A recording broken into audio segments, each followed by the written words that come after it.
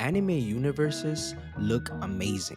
Who wouldn't want to live in a world filled with titans, pirates, or giant robots? But let's be real, most of us wouldn't last a single day. Anime worlds are exciting, but they're also brutal, unpredictable, and sometimes downright terrifying. In this video, we're going to break down some of the biggest anime universes and figure out just how long you'd actually survive in them. We're going to start off with section 1, Pokemon. On the surface, Pokemon looks like paradise. The biggest threat most people face is losing a gym battle or getting a little too close to a wild Beedrill swarm. Cities are peaceful, technology is advanced, and Pokemon centers heal your companions for free. Imagine healthcare like that in the real world. But, and here's the detail people forget, Pokemon are technically weapons of mass destruction. A Charizard can breathe fire hot enough to melt steel. A Tyranitar can literally change the landscape. And legendaries like Groudon and Kyogre, they can reshape continents and oceans.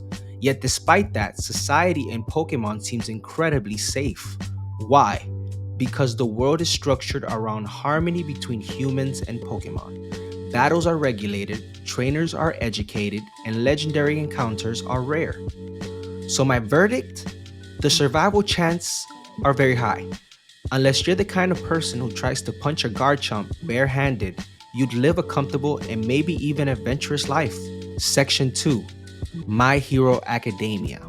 Now, let's move to My Hero Academia. About 80% of the population is born with a quirk, ranging from flashy powers like Bakugo's explosions to small, practical ones like a tail or stretchy fingers. If you're born with a strong quirk, you could live comfortably, maybe even become a hero.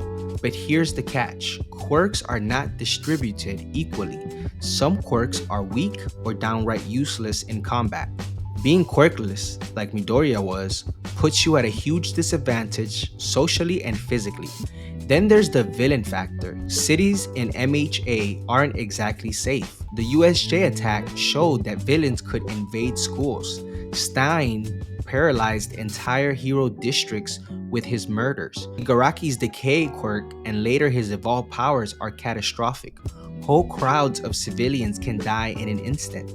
And let's not forget, All for One, a walking apocalypse in one man.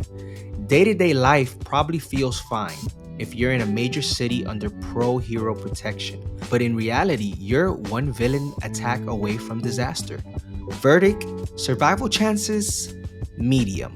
If you have a good quirk, life can be pretty safe. If not, well, pray you don't run into Shigaraki. Section 3, One Piece. The world of One Piece is one of the most deceptive. At first glance, it's colorful, goofy, and full of fun pirate adventures. But survival, that's another story. For starters, the seas are absolutely brutal. The Sea Kings are massive monsters that can devour ships whole. The Grand Line itself is unpredictable, with deadly weather, whirlpools, and sea currents that could destroy even the strongest ships. Then there's the political chaos. Pirates roam everywhere, often attacking villages without mercy. The Marines enforce their own strict version of justice, and if you get caught in the crossfire, they won't care if you're innocent. And the world government, they've wiped out entire islands like O'Hara to silence knowledge. Civilians don't stand a chance when they decide to act. Even powerful devil fruit users aren't safe. Remember Dressrosa? The entire population was enslaved and toyed with by Doflamingo, a warlord of the sea. Normal civilians had zero chance. Yes, if you're born in a peaceful Blue Sea region, you might live quietly, but anywhere near the Grand Line, survival odds plummet. Verdict, survival chances, low. Unless you're strong or incredibly lucky, you're probably ending up as cannon fodder for pirates or Marines. Section 4, Naruto. Now let's talk about Naruto's world, which is fascinating because it has two very different survival paths. If you're a shinobi, your life expectancy is short. From the moment you graduate the academy, you're sent on missions where enemies may try to kill you. Even as a kid, just look at the Chunin exams. Genin were literally fighting to the death in the forest of death. The life of a ninja means assassination attempts, rogue ninjas, and wars that can break out without warning. During the Third and Fourth Ninja War, even entire villages were at risk of annihilation. Civilians, on the other hand, have a better shot. If you're just a farmer or shop owner in Konoha, you might live peacefully for decades, but even civilians aren't immune. The Ninetales attack destroyed homes and killed hundreds of ordinary people in seconds. The Akatsuki openly targeted villages, capturing hosts of tailed beasts and leaving devastation behind. Unlike One Piece, where chaos is everywhere, Naruto's world has pockets of stability, but the risk of sudden war or invasion always hangs over you. Verdict: survival chance, medium. Good odds if you're a civilian, terrible odds if you're a shinobi. Section 5: Attack on Titans. Finally, we come to Attack on Titan. And this is where survival becomes almost impossible. From the very start, humanity lives on borrowed time.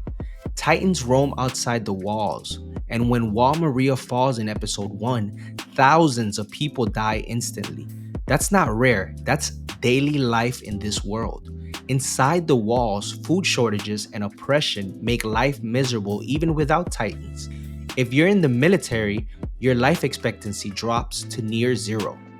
The Survey Corps loses soldiers every single expedition. Erwin's suicide charge against the Beast Titan wiped out an entire regiment in seconds. And even if you somehow survive Titans, the human conflicts are just as deadly. Marley's war machine, Eldian's oppression, and later Aaron's rumbling means there's no such thing as safety. There are no peaceful corners of this world. Everyone is caught in a cycle of war, oppression, and extinction. Verdict: survival chances extremely low. Unless you're a Titan shifter or plot armor like Aaron, you're not lasting long. So, where would you actually survive? If you want safety, pick Pokemon. It's practically a utopia compared to the rest.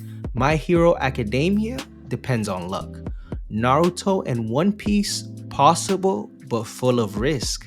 And Attack on Titans, well, good luck with that. What about you? Which anime world do you think you'd survive in?